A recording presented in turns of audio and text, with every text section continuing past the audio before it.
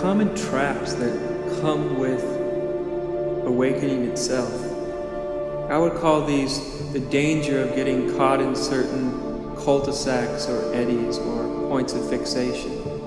And they're very useful to understand because they can be quite insidious. They can kind of sneak up on one before you even know what's happening. And one of these dangers are the delusions that actually can arise as a result of awakening experience is a certain sense of inflation or superiority. I would say, in my experience as a teacher, that this is probably the most common delusion that arises from awakening. Now, it's not a delusion that is inherent within awakening or within reality, but as I've said many times, once an awakening happens, they're actually traversing this territory from non-abiding awakening to abiding awakening, to really a permanent awakening. And part of this process of traversing non-abiding to abiding can be some of these dangers or delusions that happen where the ego grasps at awakening itself. It grasps at the realizations inherent within awakening, almost as if it grasps the raw energy of enlightenment itself and starts to utilize it for its own ends. The trickiness of some of these delusions inherent within awakening is that they can be very, very subtle. They can be hard to spot for the person themselves. For the people around you, they may be very obvious. So one of the really obvious places to get fixated or deluded is in a sense of superiority.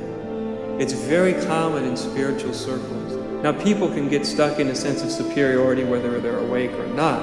It's a trap in the dream state, and it's also a trap from somebody sort of traversing from a non-abiding to abiding awakening.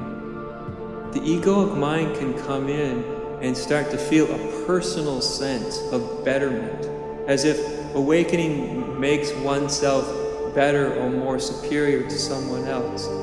And this is very, very common. It's for many people, it's almost a natural part of the process. By natural, I don't mean to assume that it's truthful. It is a delusion. All sense of superiority is a delusion, but it's so common. That's why I call it natural, because it's very, very common. And inherent within this delusion is this sense of, I know. Because I have awakened, I know. Because I have awakened, I am right. Because I have awakened, I am always right. And because I can see through a certain aspect of the dream state, the ego, which is the constructor of the dream state, can actually take that perception and start to create what I call an enlightened ego. And there's actually nothing more distasteful than an enlightened ego. It's an ego that thinks that it's enlightened, an ego that thinks it's awake. An ego that's using some of the energy and realizations inherent within awakening itself to construct a new and superior sense of self. This superiority can be very, very tricky to spot. As a teacher, it's easier for me to point it out to people. It can be very, very hard for them to see it. Because, as I said, the ego will use the realizations inherent within awakening to hide. And this is part of the superiority. In extreme cases, I've seen people who have had maybe a very authentic moment of awakening. But as I've said many times, what's relevant is not some past moment of awakening, if it was real or not real, but it's not relevant what was in the past. What's relevant is right here and right now. And so there is a tendency with some people to have had awakening that's in the past and now is being translated through memory and through the mind into the present. And in extreme cases, the ego uses the realizations of awakening to dismiss anything and everything that it doesn't want to see. I've had people literally say to me, "But Adya, there is no ego. There is no me. Nothing exists. if there's no ego and since there's no me, there's nothing to do, there's nowhere to go. And I'll say, yes, but have you noticed that you have an incredible capacity to act like a jerk sometimes? And they'll say, well, that may be true, but there's nobody here to do anything about it. There's nobody here. It's all the will of God. It's all spontaneously unfolding, they'll say. And to think that I should address it in any way is just more dream state delusion. Now, to get through to a person that's stuck in a place like that, that's a point of superiority. That's an ego that is grasping onto a certain insight and using it to barricade itself away from seeing its own illusions. It's using the insights of reality itself to hide behind. And this is a very subtle thing, that when the ego uses realizations to hide behind, to not actually come out into the light of being. When we're in a true state of wakefulness, we're never using what we've realized to hide from anything within ourselves. We never utilize it that way. So as soon as we notice ourselves using our own realization as a means to dismiss unconscious behavior, we should know that we're actually operating from a state of delusion.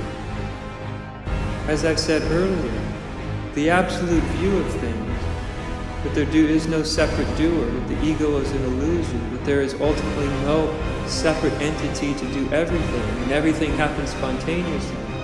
This view of the absolute is true. But there's a deeper truth. The problem with this deeper truth is it's very hard to put into words. There's a scripture in the Zen tradition, the Heart Sutra, and part of the Heart Sutra says there is no old age, birth, and death, and no end to old age, birth, and death. And this is a very important part of this sutra. There is no old age, birth, or death. That is true. That's true from the absolute point of view. But unless we've also realized simultaneously there is no end to old age, birth, and death, it means if we haven't realized that, our realization is not complete. And if our realization is not complete, it is prone to be grabbed by the ego and used by the ego as a construct to hide behind and to justify lots of unenlightened behavior. It's very common in spirituality. It's very common to the ego to say to itself, oh, I've awakened, and I've seen that everything is spontaneous. Therefore, I'm not responsible for anything that happens. And if you don't like it, sorry for you. You just haven't seen the ultimate nature of reality. You know, this is a type of egoic delusion based on superiority. It's why I emphasized that in the part of the journey of going from non-abiding to abiding awakening, our greatest ally is a very deep and profound sense of sincerity. Because it's from this sincerity that we'll know, we'll get the sense, oh, this is arrogant. This is putting myself above others. This is actually a way that the mind is using inside itself, and sometimes the raw energy of awakening itself, to hide behind. And as I've said, as a spiritual teacher, this is a very difficult thing to get people to realize, because this particular type of delusion, which is based in the ego using enlightenment or awakening to hide a sense of superiority, this is a very well defended egoic structure. It's very difficult to get through. So what I've found sometimes is the most difficult egos to penetrate are those that have had some glimpse of reality. You wouldn't think it would be that way. You'd think, oh, if someone had a glimpse of reality, even if it was momentary, because it does have such a deep and profound impact, that the ego could never reconstruct itself in such a way that it's almost immune to any point of entry. But actually, in some people, this is the case, that they can become highly, highly deluded. I've seen this in my years of teaching, of people who come and have this very overt sense of superiority. And usually when they do, they want to make sure that people hear them and know what they know, that people agree with them, or more important, that people know that they themselves are enlightened. I've literally had people jump up onto the stage where I am and grab a microphone and start to tell the audience their version of what the truth is. This is, of course, a very extreme case. And in such a person, I often get the sense, well, I probably can't get through to them in the moment, but life, given enough time, life will get through to them. Because the beauty of life itself is that when we're functioning from something that's less than true, it won't ultimately work in life. Ultimately, it will break down. Ultimately, we will be brought to our knees in one way or another. Ultimately, we will be encountered with ourselves. There is no such thing as deluding ourselves permanently. It doesn't work that way. And so, each person should at least look and see if there's any sense of inflation, superiority, any sense of, oh, I've awakened from the dream state, and therefore any sense of, as if it were looking down your nose to anybody that you think is not awake. But know this, that that's not the view of true awakening. That's the view of an ego that's grabbing awakening and pretending to be awake itself. The true awakening never has a sense of superiority, never says it sees itself as higher than. But also it's important to know, some amount of this is relatively natural. Some amount of feeling superior is, in Zen we have a word for it called drunk on emptiness. It's being drunk, a bit drunk on the inherent energy and beauty of awakening itself. Now, if the egoic structure was really dissolved, there would be no ego to get drunk on it. But that doesn't happen in most cases. And so what's left of the egoic structure gets sort of exuberantly drunk on awakening itself, on the realizations of awakening itself. And I'm not saying that this is bad. I'm simply saying that this happens. And it's not really right or wrong. It just simply happens, sometimes in very overt ways, and sometimes in very subtle ways. So if you notice this happening, just notice that it's happening.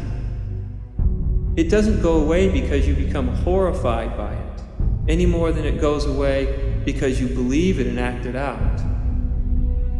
See it for what it is. It's an inherent part of the awakening process for a lot of people. Yes, it's a danger if you get fixated in it, if you identify with it, if your ego wraps awakening around it and pretends to be an enlightened ego, then it becomes very problematic.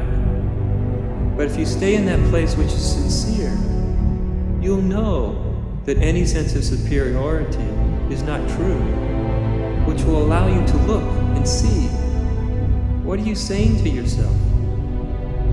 Literally, what is your mind saying to itself that's making you feel superior? Because remember, it's only the mind. It's only what we say to ourselves that deludes us. All delusions begin in the mind. All delusions are based on various ways that we're talking to ourselves and then believing what we're saying to ourselves. So the key of any delusion, of anything that separates us, is to see its genesis.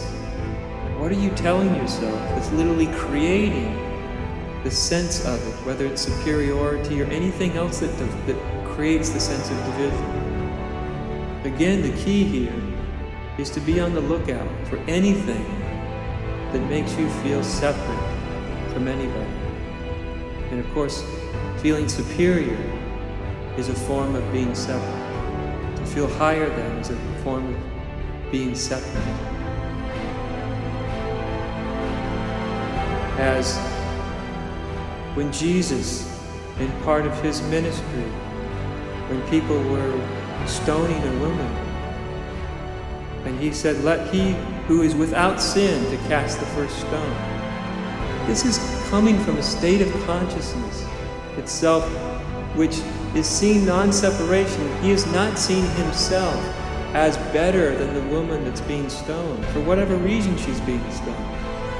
He's not seeing himself as separate, and he's trying to help those who would pick up rocks and literally stone somebody, accuse them, hold themselves in a place of superiority. And he's trying to show them that they are not really different from her. Let he who is without sin cast the first stone. And with that, one can see, wait a minute, nobody is without sin. Sin meaning to miss the mark. Nobody is without misunderstandings. We've all done things we wish we hadn't. We've all acted in less than enlightened ways. We're all really not different from anyone else. And so when we're operating from that point of view, it dissolves the sense of superiority. But just know it may arise in the process. And the most important thing is just don't believe it. Just don't believe it. Don't push it out, don't try to push it away. But just don't believe it. If you stay in a state where you're not believing it, but also not pushing it out of your system, then there's a dissolving that happens. If you try to push it away, remember that whatever you resist persists. Whatever you try to push away, you're actually energizing it. So don't try to push it away. Don't try to push any negativity away. But also don't feed it. Just see it for what it is. That's the most important thing.